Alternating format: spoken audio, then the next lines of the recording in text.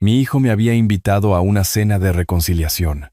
Conducía hacia su encuentro con el corazón lleno de esperanza. Pero una llamada de mi abogado lo cambió todo.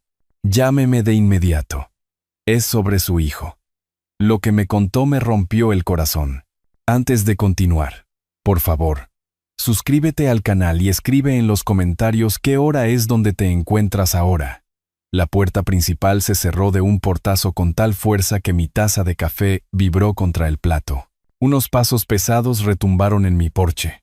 Pasos deliberados y furiosos que hicieron que las viejas tablas de madera crujieran en señal de protesta. Apenas tuve tiempo de dejar el periódico de la tarde antes de que Ricardo irrumpiera por la puerta principal sin siquiera llamar. Papá, necesito dinero urgentemente. Usted tiene que vender esta vieja casa y darme mi parte. Ni un hola, ni una disculpa por la intromisión. Solo exigencias, pronunciadas con una especie de desesperación agresiva que nunca antes le había escuchado a mi hijo. Tenía la cara enrojecida. Su traje caro estaba arrugado, como si hubiera estado caminando de un lado a otro en su coche durante horas antes de armarse de valor para entrar aquí. Me levanté lentamente de mi sillón de lectura, señalando hacia la cocina con toda la dignidad que pude reunir. Ricardo, te ves alterado. Deja que te prepare un café y podremos. No quiero su café. Movió el brazo con desdén, casi derribando la lámpara de mi mesita auxiliar. Quiero respuestas. Quiero lo que es mío por derecho. ¿Tu parte? Las palabras salieron más secas de lo que pretendía. Mis manos temblaban ligeramente mientras me agarraba al respaldo de mi sillón. Esta es mi casa, Ricardo. Trabajé toda mi vida por esto. Él se rió. Un sonido amargo y hueco que resonó en las paredes de mi sala. Usted se va a morir pronto de todas formas. ¿Para qué necesita esta casa enorme? La crueldad de esas palabras me golpeó como un puñetazo. Este era mi hijo, el niño al que le había enseñado a andar en bicicleta en el mismo camino de entrada por el que acababa de marchar. El joven al que había acompañado al altar en su boda. Ahora estaba en mi casa, mi santuario, diciéndome que ya estaba muerto. Ricardo, empecé, tratando de encontrar algún rastro del hijo que había criado. Pero no había terminado. Golpeó la mesa de centro con el puño con tanta fuerza que la superficie de madera saltó. Usted está siendo egoísta. Valeria y yo tenemos gastos que ni siquiera puede imaginar. Problemas reales. No solo estar aquí sentado leyendo periódicos todo el día como un fuera. Las palabras salieron de mi boca en voz baja, pero con absoluta finalidad. Ricardo se detuvo a media frase. Con la boca abierta, dije que te fueras de mi casa. Señalé hacia la puerta, con los dedos firmes a pesar de la rabia que se acumulaba en mi pecho. Y no te atrevas a volver a poner un pie en mi propiedad. Por un momento, Ricardo pareció genuinamente sorprendido. Quizás esperaba que me derrumbara, que le entregara el trabajo de mi vida sin luchar. Su rostro pasó por la confusión, luego la ira, y luego algo más oscuro. Se arrepentirá de esto, viejo. Se giró hacia la puerta, y luego se volvió para mirarme una vez más. Cuando esté solo en alguna residencia de ancianos, recuerde que usted eligió esto. La puerta se cerró de golpe tras él con aún más violencia que cuando había entrado. A través de la ventana delantera, lo vi caminar con furia hasta su coche negro de lujo, acelerar el motor agresivamente y salir de mi entrada lo suficientemente rápido como para dejar marcas de neumáticos en el concreto. Me quedé allí, en el repentino silencio, con el corazón martillándome en las costillas. La casa se sentía diferente ahora, contaminada de alguna manera por el veneno que Ricardo había traído.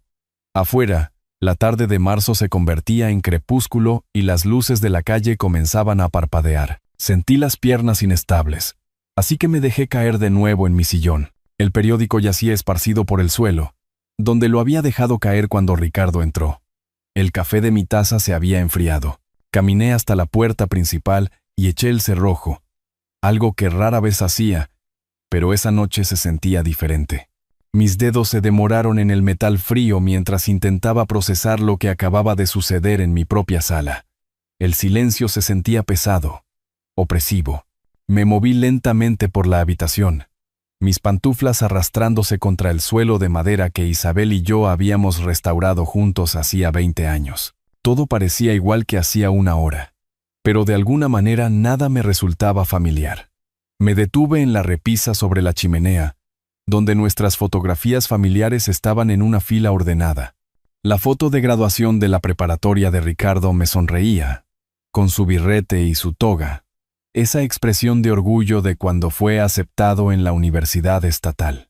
Había trabajado turnos dobles en la empresa de ingeniería durante 3 meses para pagar su primer semestre. Mis dedos recorrieron el marco de plata. 42 años le di todo. La universidad pagada por mí, su primer coche, ayuda con la hipoteca cuando él y Valeria compraron su primera casa. Las palabras quedaron suspendidas en el aire vacío. Cogí otra foto, del día de la boda de Ricardo, su brazo alrededor de Valeria, ambos radiantes de felicidad. También había pagado la mitad de esa boda, $15,000 que había ahorrado para mi propia jubilación, entregados con gusto porque quería que mi hijo tuviera el día perfecto. Volviendo a mi sillón, me acomodé en los cojines de cuero gastado que se habían amoldado a mi cuerpo a lo largo de los años. Este sillón había sido el último regalo de Navidad de Isabel antes de que el cáncer se la llevara. Había ahorrado durante meses, comprándolo a plazos en la mueblería del centro. Alcancé la foto enmarcada de la mesita auxiliar. Isabel y yo en nuestro 35º aniversario, solo 2 años antes de que falleciera. Su pelo canoso estaba perfectamente peinado. Su sonrisa era genuina y cálida. Isabel, si pudieras ver en lo que se ha convertido nuestro hijo, pero podría haberlo visto. Había habido señales que yo había ignorado. Traté de recordar cuándo había empezado a cambiar Ricardo. ¿Fue después de que Isabel muriera? ¿O la transformación había sido tan gradual que simplemente me había negado a verla? Calculé mentalmente. Una costumbre de mis días como ingeniero. La universidad de Ricardo. $68,000 en total. Su boda. Mi contribución de $15,000. El préstamo para el pago inicial de su primera casa que nunca devolvió. $25,000. El préstamo para el negocio cuando fundó su consultora. Otros $30,000. Varias emergencias, reparaciones de coches, regalos de cumpleaños, regalos de Navidad. La cifra seguía subiendo. Durante las últimas 2 décadas, le había dado a Ricardo más de $200,000, no préstamos, regalos. Dinero que le había entregado porque era mi hijo, porque lo amaba, porque quería ayudarlo a tener éxito. Y esa noche, él había estado en esta misma habitación, exigiendo más, no pidiendo, exigiendo, como si el trabajo de mi vida, mi hogar, mi seguridad, no significaran nada en comparación con el agujero financiero en el que se había metido. Pensé que había criado a una persona decente. ¿En qué me equivoqué? La pregunta resonaba en mi mente mientras estaba sentado allí, en la creciente oscuridad. Afuera, el vecindario se acomodaba en su rutina vespertina. Podía oír al perro de los Pérez ladrar a 3 casas de distancia. El sonido lejano de las noticias de la televisión desde la casa de los García. Al lado, pero dentro de mi casa, solo había silencio y el peso de una traición que todavía intentaba comprender del todo. El reloj de pie del pasillo dio 8 campanadas. Isabel había heredado ese reloj de su madre, y había dado la hora perfectamente durante 43 años. Fiable, constante, digno de confianza, todo lo que aparentemente Ricardo no era. Cerré los ojos y dejé caer la cabeza contra el respaldo del sillón. Mañana tendría que pensar con claridad, decidir qué significaba esta confrontación para mi futuro. Pero esa noche, simplemente me senté con el dolor de descubrir que el hijo que había amado incondicionalmente me veía como nada más que un obstáculo para su herencia. La casa crujió a mi alrededor, acomodándose en la noche. La mañana había transcurrido tranquilamente. Había preparado mi desayuno habitual: 2 huevos fritos, tostadas de trigo, café solo, y había leído el periódico de la mañana de principio a fin. La rutina ayudó a calmar mis nervios después de la explosión de ayer. Incluso logré cuidar mi pequeño jardín de hierbas en el patio trasero, revisando los brotes de principios de primavera que apenas comenzaban a emerger. Ahora estaba sentado en la mesa de mi cocina con mi café de la tarde y el crucigrama, tratando de mantener una sensación de normalidad. La casa se sentía de nuevo en paz, como debía ser. La luz del sol se filtraba a través de las cortinas de encaje que Isabel había colgado años atrás, proyectando suaves patrones sobre la mesa de roble. Cuando sonó el teléfono, Miré el identificador de llamadas y sentí que se me encogía el estómago. Ricardo. Dejé que sonara 2 veces más. Mi mano suspendida sobre el auricular. Una parte de mí quería dejar que saltara el buzón de voz, mantener el límite que había establecido la noche anterior. Pero otra parte, la parte que había sido su padre durante 42 años, no podía ignorar la llamada. «Hola, papá, quiero disculparme por lo de ayer. Estaba equivocado». La voz era diferente, más suave, arrepentida de una manera que Ricardo rara vez sonaba. Me enderecé en mi silla, apretando el teléfono.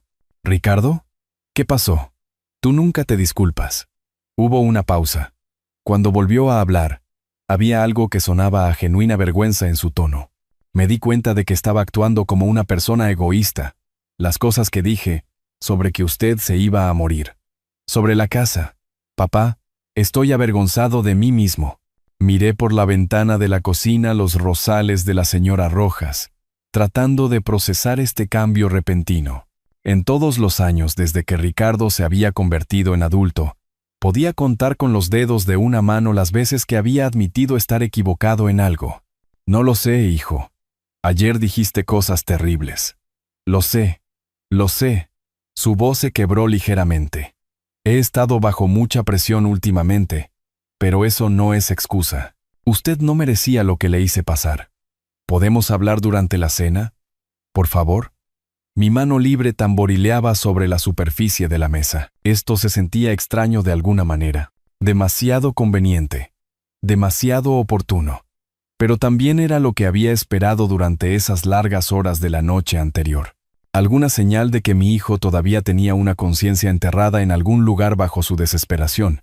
«Ricardo, por favor, deme la oportunidad de arreglarlo.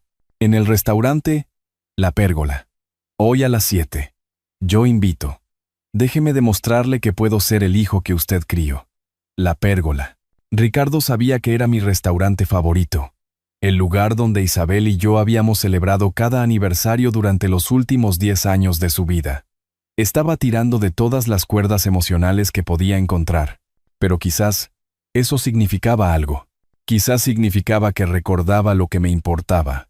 Que una parte de él todavía se preocupaba por arreglar las cosas entre nosotros. Miré mi cocina silenciosa, la silla vacía frente a mí donde Isabel solía sentarse para nuestras conversaciones de la tarde. La soledad que normalmente mantenía a raya regresó de golpe. La realidad de comer cada comida solo, de no tener a nadie con quien compartir los pequeños momentos de cada día. «Está bien», me oí decir, «pero esta es tu última oportunidad». «Gracias, papá. Muchas gracias. A las 7 en La Pérgola. Le prometo que no se arrepentirá». Después de colgar, me quedé sentado en la mesa de la cocina durante mucho tiempo. El crucigrama yacía sin terminar junto a mi café ahora frío. Afuera, el sol de la tarde continuaba su lento arco a través del cielo. Pero algo había cambiado en el ritmo tranquilo de mi día. Quería creer que la disculpa de Ricardo era genuina. Quería creer que ayer había sido su punto más bajo y que estaba listo para volver a ser el hombre que había intentado criar. Pero había una voz pequeña y persistente en el fondo de mi mente que susurraba advertencias que no estaba del todo listo para escuchar. Me levanté y caminé hacia el calendario que colgaba en el refrigerador. Martes, 11 de marzo. Rodé la fecha con un bolígrafo rojo, aunque no estaba seguro de por qué. Quizás porque intuía que esta cena sería importante, de una forma u otra. 4 horas y media hasta que supiera si mi hijo realmente había encontrado el camino de regreso a mí, o si esto era solo otro tipo de traición que aún no había imaginado. Dejé el teléfono y subí las escaleras para prepararme, mis pasos resonando en el pasillo silencioso. A pesar de la falta de detalles, la disculpa de Ricardo había sonado genuina, más genuina que cualquier cosa que le hubiera escuchado en años. Quizás la gente realmente podía cambiar. Quizás ayer había sido su punto más bajo. De pie ante el espejo del baño, estudié mi reflejo. El hombre que me devolvía la mirada parecía mayor de lo que recordaba, más desgastado por los acontecimientos recientes. Una barba incipiente de color gris cubría mis mejillas y mi barbilla, haciéndome parecer cansado, derrotado. La noche de hoy merecía algo mejor. Apliqué la crema de afeitar con cuidado, trabajándola hasta formar una espuma espesa. La rutina familiar se sintió meditativa, decidida. Cada pasada de la navaja eliminaba no solo la barba, sino también parte de la tensión del día. Esta cena era importante. Si Ricardo estaba realmente dispuesto a disculparse, a enmendar la crueldad de ayer, entonces le debía a nuestra relación encontrarlo a mitad de camino. Fui al armario de mi habitación y consideré mis opciones. El traje azul marino colgaba junto a mi gris marengo, ambos planchados y listos. Elegí el azul marino. Isabel siempre había dicho que resaltaba mis ojos, que me hacía parecer distinguido en lugar de simplemente viejo. Si íbamos a empezar de nuevo, quería lucir lo mejor posible. El ritual de vestirme se sintió ceremonial. Camisa de vestir blanca, almidonada y crujiente como había aprendido a hacerlo en el ejército hace 50 años. Mientras anudaba mi corbata, vi el joyero de Isabel en el tocador. Ella guardaba allí mis gemelos, los de plata que sus padres me habían regalado para nuestra boda. 2 corbatas yacían sobre la cama, una burdeos y otra azul. La burdeos combinaba con mi pañuelo de bolsillo favorito, pero la azul había sido la preferida de Isabel. Te hace parecer digno de confianza, decía siempre. Esa noche, elegí la confianza. Elegí la azul. En el tocador de Isabel, abrí el pequeño frasco de colonia que me había regalado para nuestro 25 aniversario. El aroma me transportó al instante. La mañana de Navidad de 1982. Isabel riendo mientras yo intentaba actuar sorprendido por el regalo que la había visto envolver 3 días antes. Para ocasiones especiales había dicho, besándome la mejilla. Esta noche se sentía especial, a su manera complicada. Apliqué la colonia con moderación en mis muñecas y cuello. Isabel estaría feliz de vernos juntos de nuevo. Ella siempre había creído en las segundas oportunidades y en la posibilidad de redención. La gente comete errores. Arturo solía decir después de días particularmente difíciles con un Ricardo adolescente. Lo que importa es si aprenden de ellos. Mi cartera estaba en la mesita de noche, abultada con el cheque de la pensión del mes que había cobrado ayer. Conté los billetes, más que suficiente para cenar en la pérgola, incluso si insistía en pagar a pesar de la oferta de Ricardo. Las viejas costumbres nunca mueren, y yo había estado pagando las cuentas de mis hijos toda su vida. Con las llaves en la mano, revisé mi reflejo una última vez. El hombre en el espejo se veía presentable, digno, listo para darle a su hijo otra oportunidad. Quizás juzgué a Ricardo con demasiada dureza. La gente puede cambiar. Esta noche será un nuevo comienzo para nuestra familia. Caminando hacia la puerta de la habitación, sentí algo que no había experimentado desde antes de la muerte de Isabel. Esperanza. Una esperanza real de que nuestra familia podría sanar, de que las duras palabras de ayer podrían ser perdonadas y olvidadas. Ricardo seguía siendo mi hijo, a pesar de sus errores. Y los hijos, razoné, merecen el beneficio de la duda de sus padres.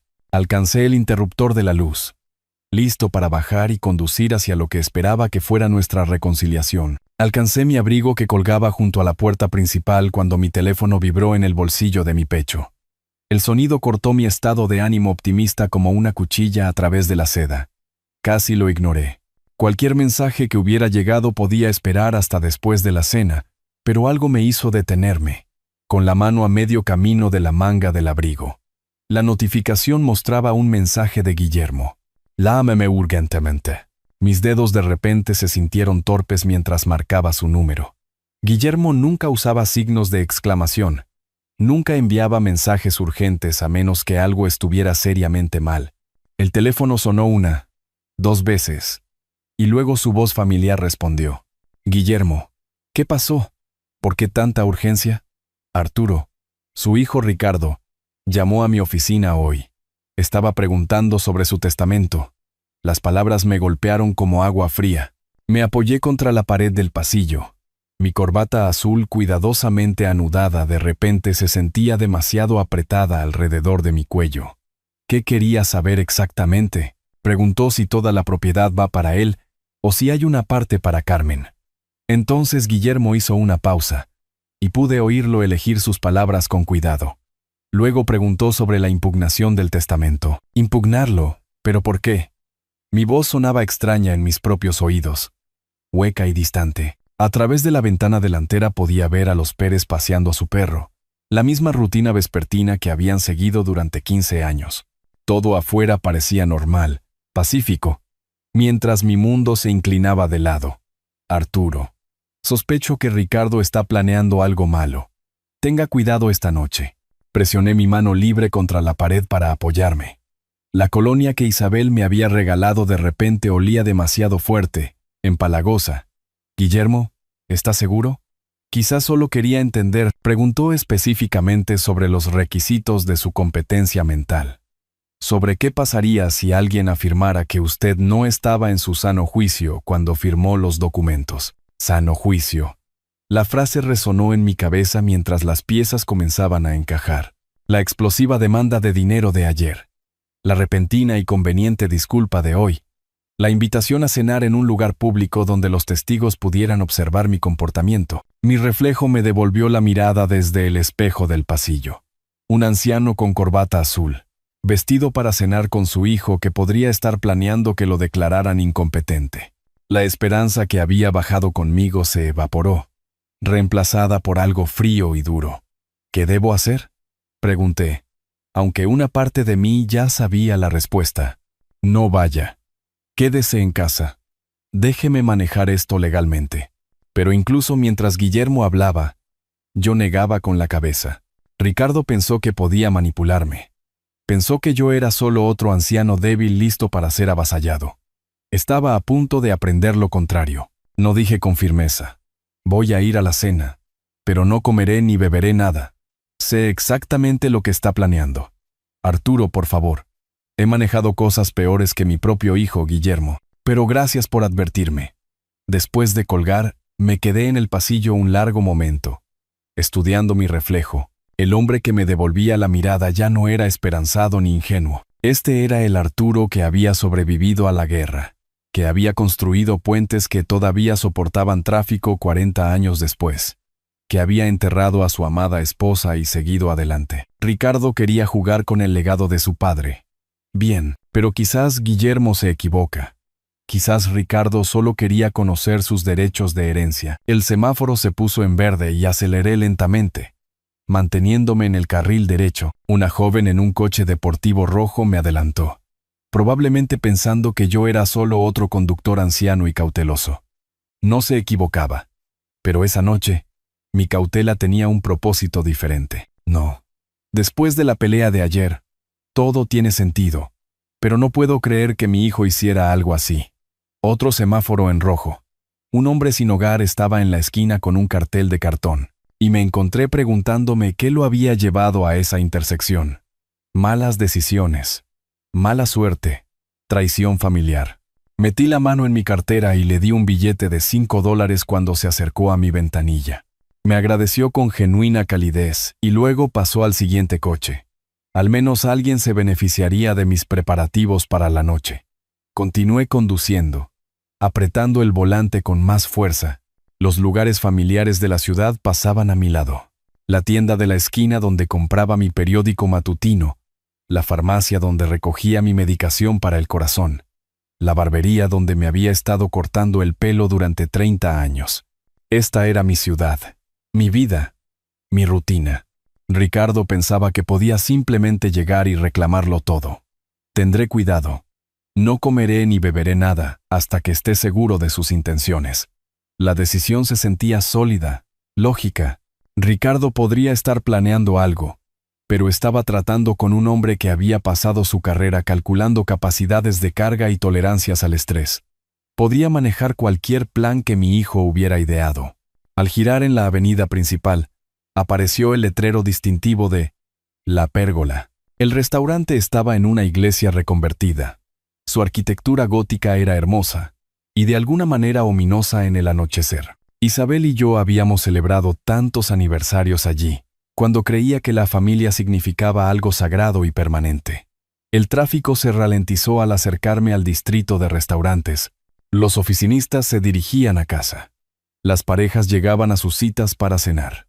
Las familias se reunían para cenar un martes por la noche.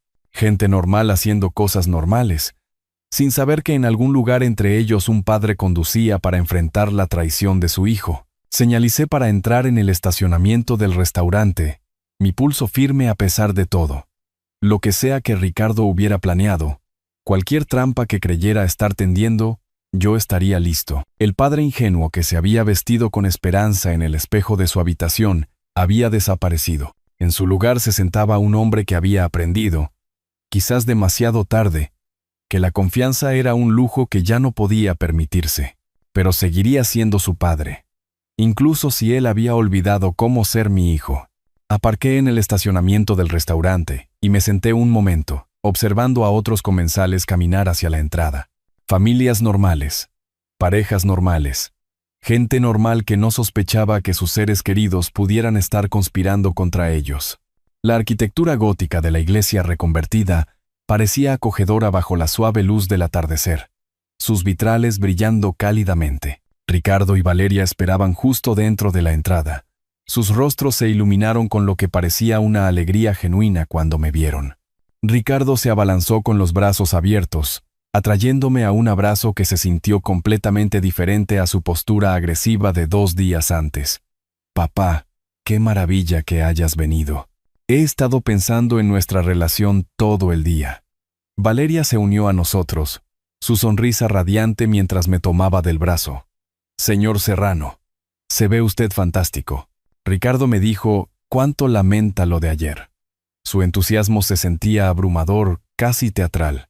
Pero de pie allí, en su cálido abrazo, rodeado por el suave murmullo de otros comensales y la suave música clásica, las advertencias de Guillermo parecían paranoicas y distantes. Yo también quiero que las cosas estén bien entre nosotros, hijo. Ricardo nos guió a una mesa junto a la ventana que aparentemente había reservado, una con vista al horizonte del centro de la ciudad que titilaba en la oscuridad creciente.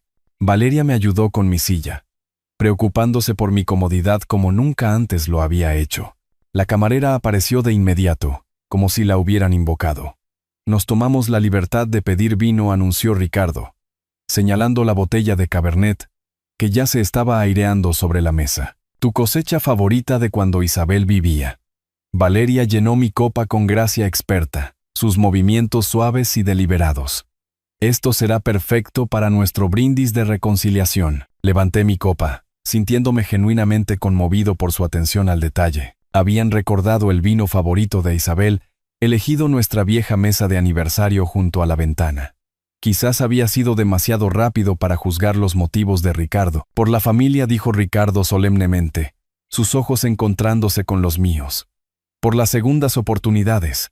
Por el perdón, añadió Valeria, su voz cálida con la sinceridad de los padres. El vino sabía exactamente como lo recordaba, rico, suave, con toques de cereza y roble que Isabel siempre me había identificado. Mientras hablábamos, Ricardo parecía el de antes, el hijo que una vez me había ayudado a construir una casa en el árbol en nuestro patio trasero, que me llamaba todas las semanas durante sus años universitarios. Cuando llegaron los aperitivos, Valeria empujó la bruschetta hacia mí. Ricardo dijo que esta era su favorita aquí. Los tomates son del jardín del chef. Un plato tras otro aparecía, cada uno aparentemente elegido pensando en mis preferencias. Ricardo cortó el costillar él mismo, colocando los mejores trozos en mi plato. Valeria mantenía mi copa de vino llena, atenta a cada bocado. Pruebe este filete, papá. El chef es amigo mío. Lo preparó especialmente para usted. La carne estaba perfectamente sazonada, tan tierna que se podía cortar con un tenedor. Ricardo me observaba comer con satisfacción, su rostro brillando con lo que parecía un orgullo paternal a la inversa. Y esta salsa es increíble. La receta del restaurante, añadió Valeria, sirviendo más de la rica salsa con hierbas sobre mis porciones. Durante toda la comida, compartieron recuerdos que yo había olvidado, vacaciones familiares, mañanas de Navidad, momentos en que Ricardo había sido el hijo amoroso que siempre creí que era. Valeria contó historias sobre su matrimonio, sus esperanzas de tener hijos, su deseo de estar más cerca de mí en mis últimos años. Para el postre, el vino y su calidez habían disuelto por completo mis sospechas anteriores. Esta era mi familia, imperfecta pero cariñosa, tratando de sanar las heridas que nos habíamos infligido. Las advertencias de Guillermo parecían las preocupaciones paranoicas de un hombre que lidiaba con demasiados divorcios y disputas familiares. Ricardo pagó la cuenta con un gesto ostentoso, rechazando mis intentos de contribuir. Esta noche invito yo, papá. Mi disculpa. Caminando hacia el estacionamiento, me sentí más ligero de lo que me había sentido en meses. El aire fresco de marzo era nítido y limpio, llevando la promesa de la primavera. Ricardo y Valeria me abrazaron para despedirse con lo que pareció un afecto genuino. «Hagamos esto de nuevo pronto», dijo Ricardo, su mano cálida en mi hombro. Conduje a casa con las ventanillas bajadas, tarareando una canción de una emisora de clásicos. El camino a casa había sido agradable, lleno de pensamientos de reconciliación y esperanza para el futuro de nuestra familia. Incluso me había detenido en la tienda de la esquina para comprar el café favorito de Ricardo, pensando que podría invitarlo a desayunar más adelante en la semana. La casa se sintió acogedora cuando regresé. Ya no era la fortaleza en la que me había refugiado después de la confrontación de ayer. Me acomodé en mi sillón de lectura con las noticias de la noche, sintiéndome más contento de lo que me había sentido desde la muerte de Isabel. El vino de la cena me había dejado relajado, casi somnoliento. Alrededor de las 10 de la noche, me preparé una taza de té de manzanilla y consideré llamar a Guillermo para decirle que sus preocupaciones habían sido infundadas. Fue entonces cuando me golpeó la primera ola de náuseas. Comenzó como un ligero malestar, del tipo que podrías culpar a una comida demasiado rica y rápida. Ciertamente me había excedido más de lo habitual esa noche, pero en cuestión de minutos, la incomodidad se convirtió en dolores agudos y espasmódicos que me doblaron en mi silla. Algo andaba mal, muy mal. Me tambaleé hacia el fregadero de la cocina mientras la bilis subía por mi garganta, mis piernas de repente inestables bajo mis pies. Los calambres se intensificaron, enviando relámpagos de agonía a través de mi abdomen. Esto no era una indigestión por demasiado costillar. Los vómitos comenzaron sin previo aviso, arcadas violentas que me dejaron jadeando y temblando. Entre espasmos, mi mente retrocedió a través de la noche. El vino que Ricardo había elegido, la insistencia de Valeria en que probara todo, la salsa que no dejaba de servir en mi plato. La advertencia de Guillermo resonó en mi cabeza.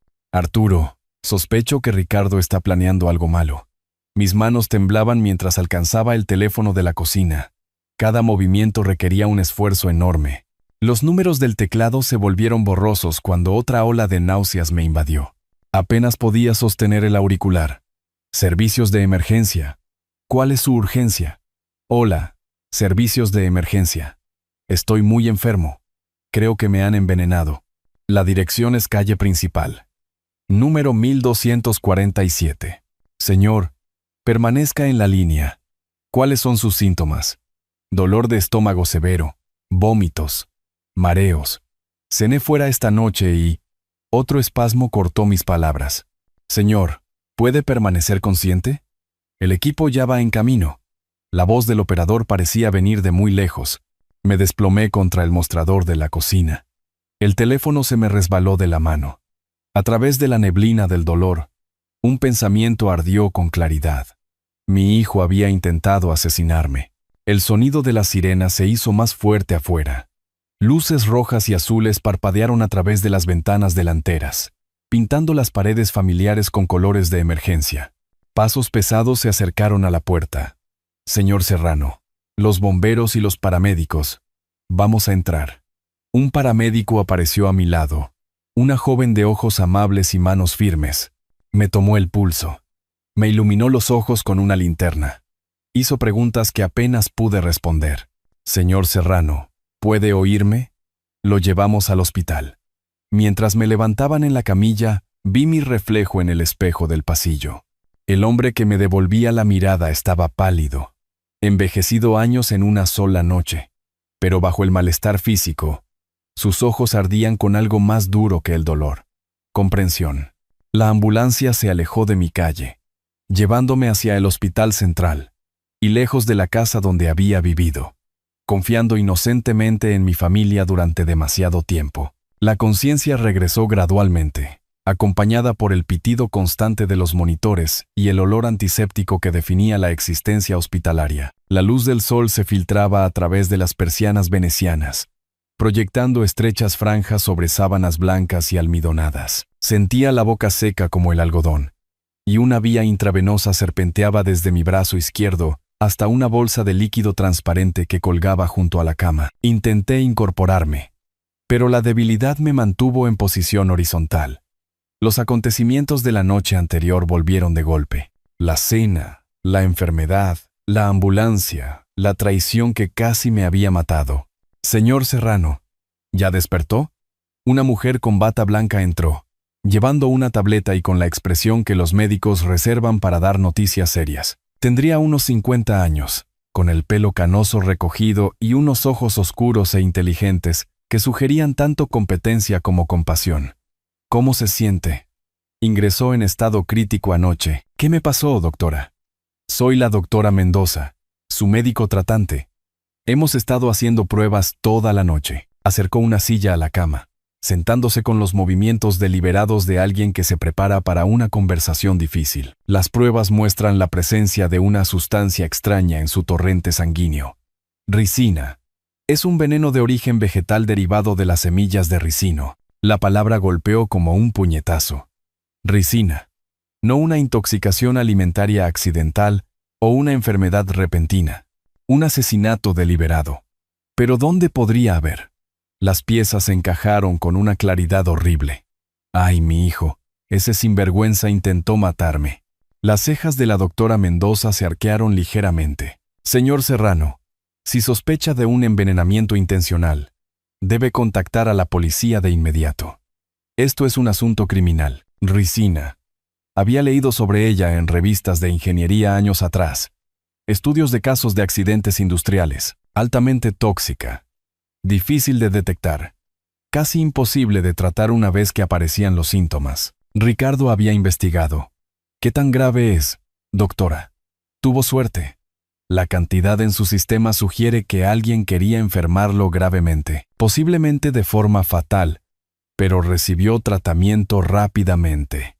Con cuidados de apoyo, la mayoría de las víctimas de envenenamiento por ricina se recuperan por completo. La mayoría de las víctimas, las palabras llevaban implicaciones ominosas sobre la minoría que no sobrevivía. La doctora Mendoza continuó con precisión clínica. La ricina generalmente tarda varias horas en manifestar síntomas, lo que coincide con su cronología. El tratamiento inicial consiste en eliminar el veneno de su sistema y controlar los síntomas. No hay un antídoto específico. Cerré los ojos, tratando de procesar la magnitud de la traición de Ricardo. Ayer, había sido un padre esperando la reconciliación con su hijo problemático. Hoy, era una víctima de asesinato que había sobrevivido por suerte y una rápida intervención médica. La policía necesitará recoger pruebas, sus registros médicos, detalles sobre dónde y cuándo cree que ocurrió la exposición. Pruebas, el restaurante, la comida especialmente preparada, la insistencia de Ricardo en que probara todo, la cuidadosa atención de Valeria a mi copa de vino. Su actuación coordinada como familiares amorosos dando la bienvenida a papá de nuevo al redil. ¿Cuánto tiempo antes de que pueda irme? Otro día o dos en observación.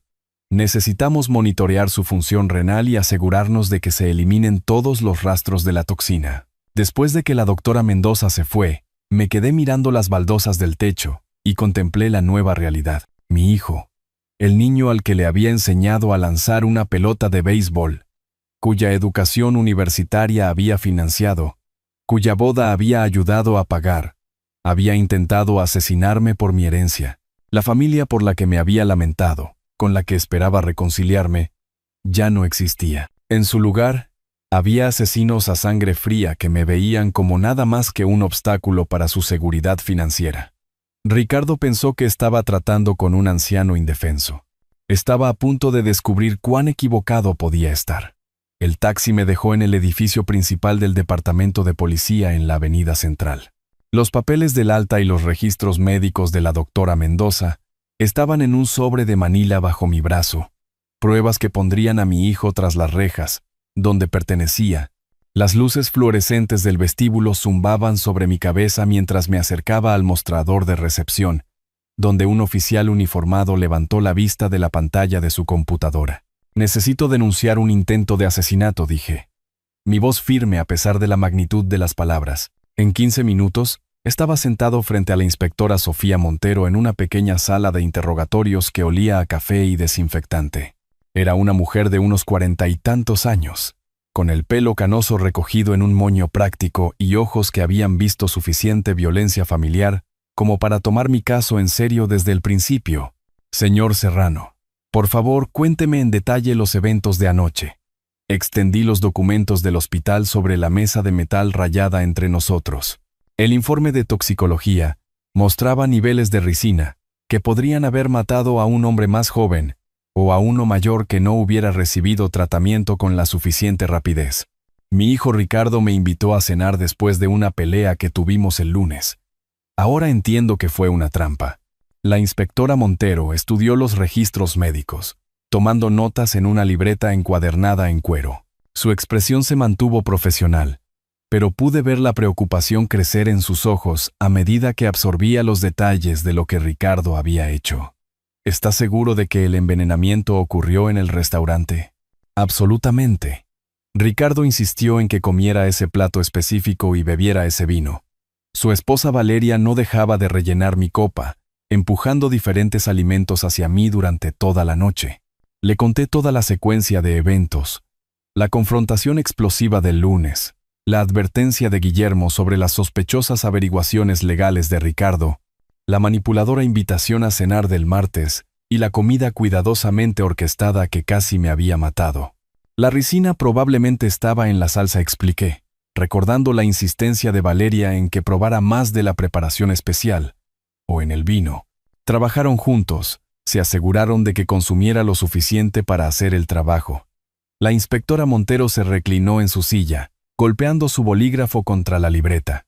«Señor Serrano, esto parece ser un caso claro de intento de asesinato con premeditación. Tendremos que arrestar a su hijo y a su esposa para interrogarlos». Las palabras me produjeron una oleada de satisfacción. Justicia. Por fin, justicia.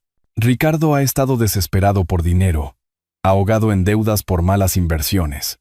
Llamó a mi abogado preguntando por mi testamento, específicamente sobre cómo impugnarlo si me declaraban mentalmente incompetente.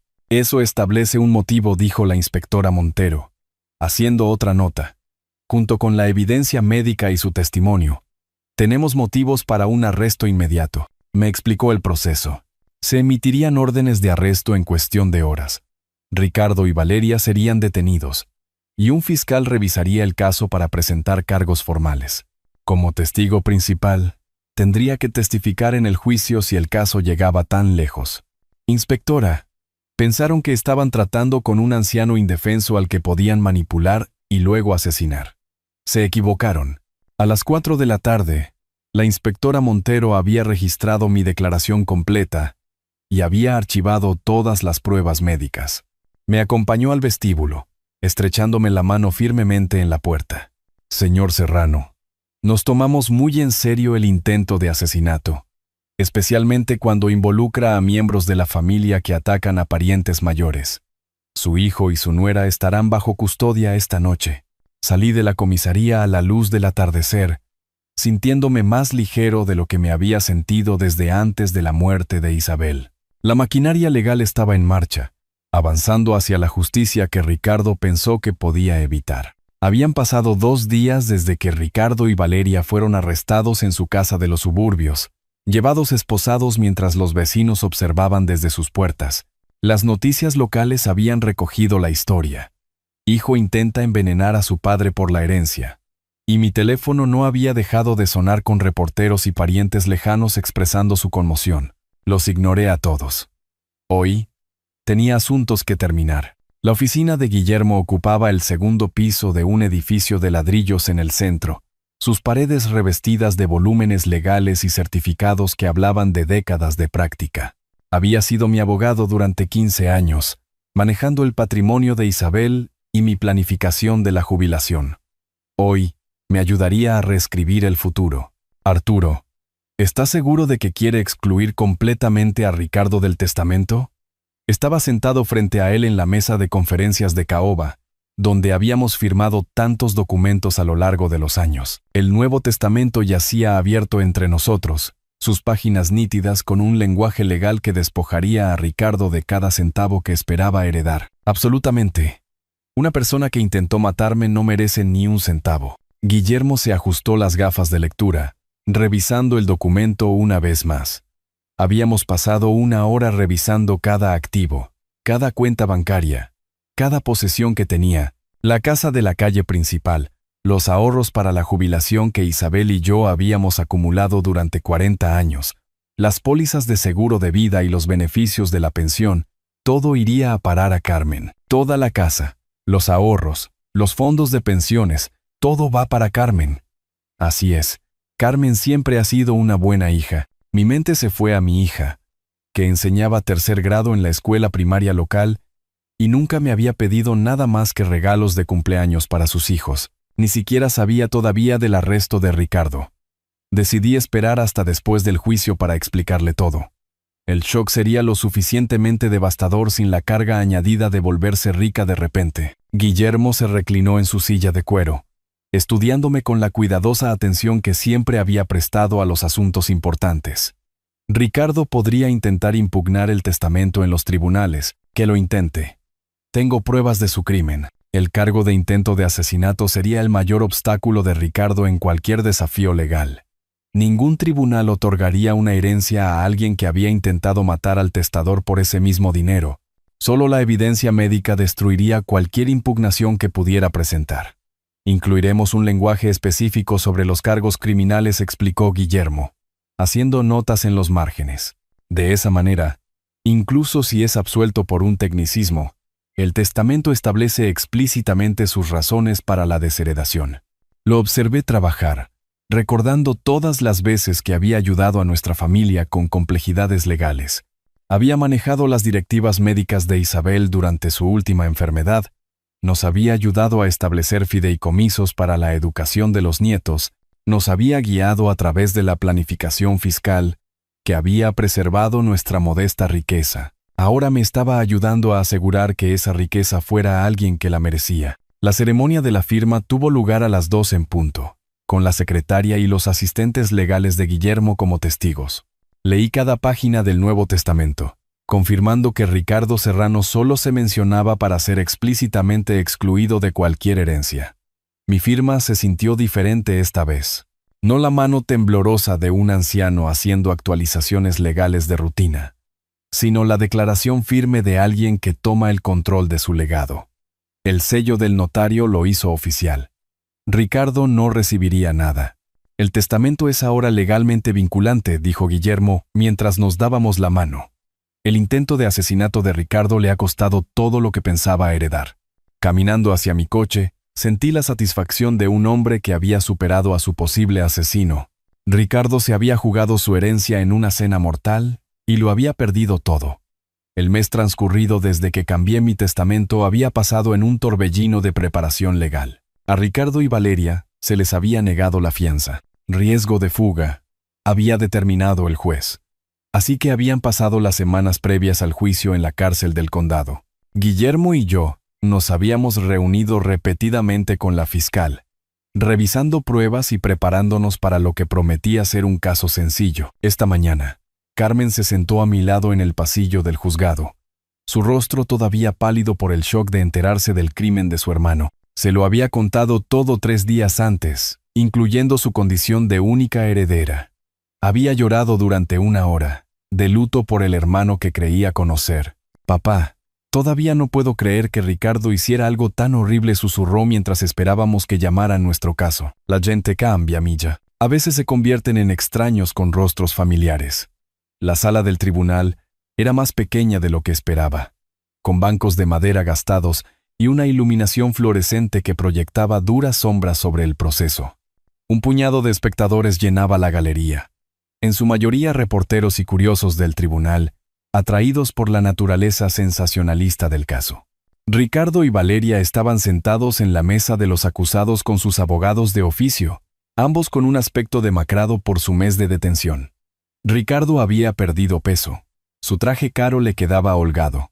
Valeria mantenía la cabeza gacha, evitando el contacto visual con nadie. Señor Serrano, por favor, cuente al tribunal los acontecimientos del 11 de marzo. La fiscal, una mujer astuta de unos 30 años llamada Elena Vargas, me guió a través de mi testimonio con eficiencia experta. Relaté toda la secuencia.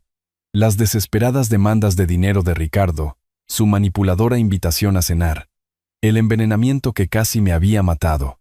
Señoría, mi hijo me invitó a cenar con la intención de envenenarme por mi herencia. En el estrado de los testigos, me sentí tranquilo y concentrado.